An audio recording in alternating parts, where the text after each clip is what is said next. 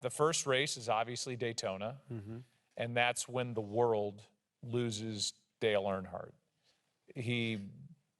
And I remember watching it at the time. It wasn't a dynamic wreck. No. But it was enough with whatever the right conditions were to end his life. And that, I'm sure, was a blow to you personally, obviously to the sport, as you've talked about his importance overall.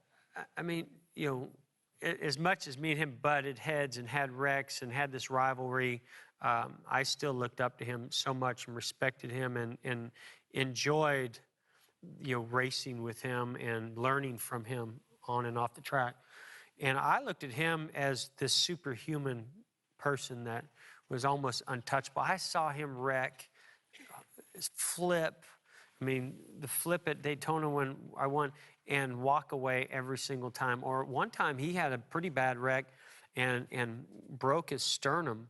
And the next race went to Watkins Glen. He's not even known to be a road racer. And he sat on the pole. I mean, that's the kind of, you know, he was tough. So the thought of, and now I'll be honest, on the other side, safety, you know, wise, he had a certain way and comfort about the way he wanted to be in the car, and the way the seat belts were mounted, the way the seat was shaped, the helmet. You know, he always wore that open face helmet.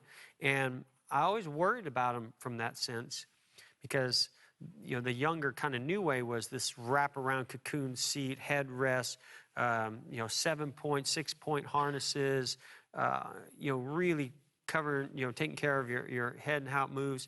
And Dale was just, I'd see him sometimes, you know, he'd have his arm and this one Come hand. on. I swear, I'm not joking. I'll never forget. In a race, I'm driving down, I'm like this, right? And I look over and he's like,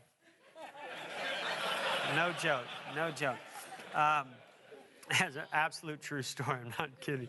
And that's how comfortable he was in his environment.